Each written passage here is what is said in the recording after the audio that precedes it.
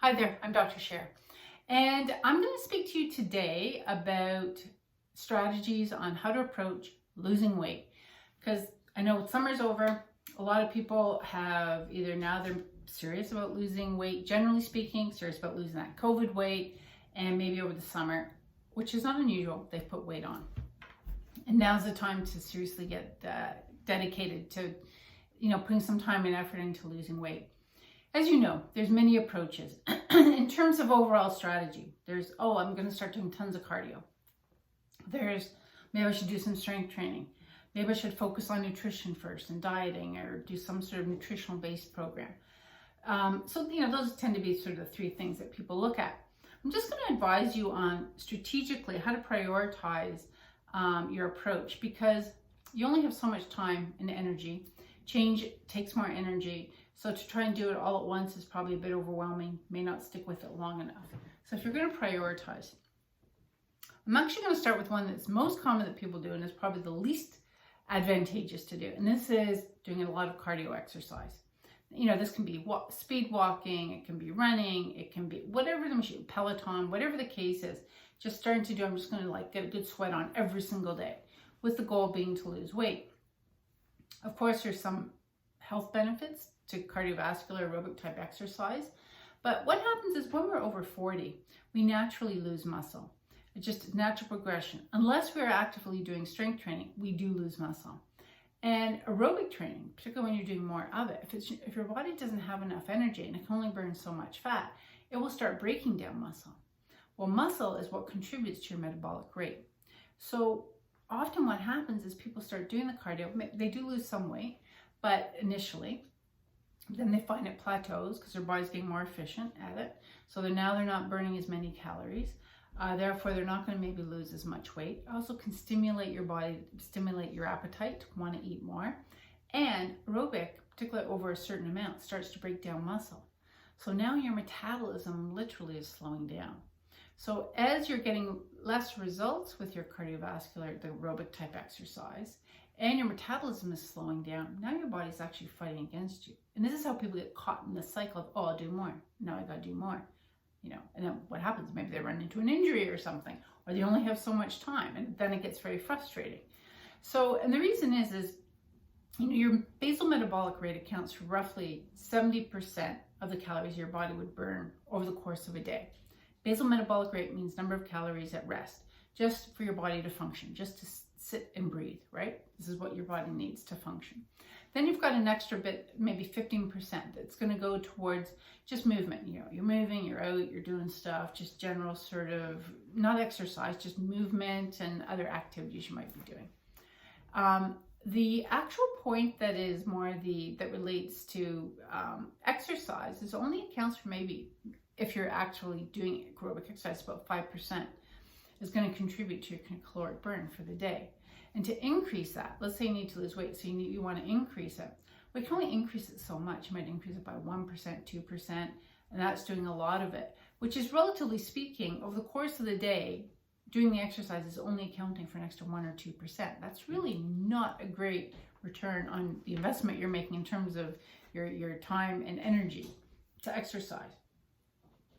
And as I said, also, you're losing muscle. So that basal metabolic rate, which is based on body composition, is going to start to slow down, and it accounts for 70%.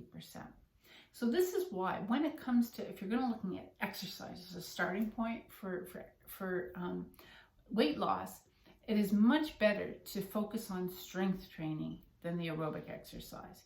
Because as you are doing more strength training, what's going to happen is you're going to increase your muscle. Obviously, you're getting stronger. And as you get stronger, that actually is increasing your metabolic rate at a higher rate than that 1 or 2% you get from aerobic exercise.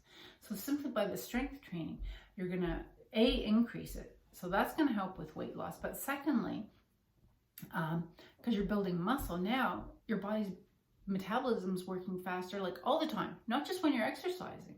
You're not just getting that temporary blip of that 300 calorie burn while you exercise. You're sleeping. And when you built more muscle, your body's burning more calories than it did, let's say, a few months ago. So now your body's working for you. Also, as I mentioned, as we age, we do lose muscle. So if we're not actively doing something about it, our metabolism is just naturally going to slow down. Our body composition is going to change. So doing this is going to also help to really keep the weight off. And that's a big challenge for a lot of people that just use aerobic exercise. Maybe initially they get results and then it stops. And then they find if they, for some reason, have to stop exercising, they start putting the weight on. By exercise, I mean aerobic. So this way, when you've built the muscle, your body's going to keep burning at a higher rate, so that when you've lost your weight, you're going to find it much easier to maintain it. Assuming you continue to kind of do some form of strength training, at least to maintain and eat well. Which brings me to my next point. So you've got the exercise, you've got the aerobic, you've got the strength training. As I've said, strength training is a better way to go. The thing with strength training, though, it's going to be slower in results. Like, it takes a while to build up the metabolism. So you're not necessarily going to see the results right away.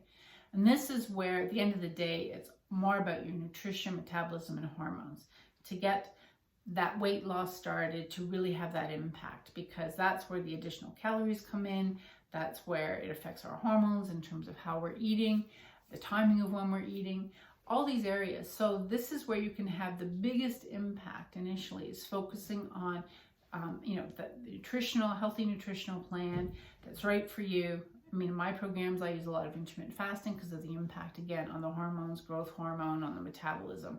But either way, in terms of the food plan you do, whether you do fasting, whether you don't, it's focusing on the nutritional component first, and then bring in the strength training, because that's what's going to really set you up. As you're dropping weight, because the nutritional changes and building muscle, your metabolism is getting faster. You're going to get even better results, as opposed to, oh, I've got to put in more and more hours doing my aerobic exercise. I'm not saying aerobic exercise is bad and that's bad for you, but within reason. You don't need to do a lot of it for the health benefits from a cardiovascular standpoint. But in terms of metabolism, in terms of muscle composition, in terms of weight loss, focusing on nutrition, metabolism first, getting into the strength training, and then add in a bit of the aerobic exercise just for the overall health benefits, but not with really the goal of using that as a strategy to lose weight, to avoid getting caught in that trap. I know when in the gym, I often see that the people that you see that look the most fit from a muscular standpoint, body composition standpoint, are the ones that are doing the weights, not so much the people that are on the machines doing the cardiovascular exercise, aerobic exercise, Stairmaster treadmills for like hours on end. So that would be my words of recommendation. If you're thinking strategically, where should you focus? If you're the time to kind of focus on the strategies, what to learn about, what to invest your time and energy, potentially money into, look at the nutritional component, then the strength training, and then, can pepper in some of the aerobic stuff. But if you only have so many hours in the day and so much time to make changes is hard, right? Especially with the change to routine and eating and throwing in exercise. We're only capable of making so many changes at once. Doesn't mean over time we can't make big changes, but you got to start. If we're going to sequentially add things in, then that's what I would recommend.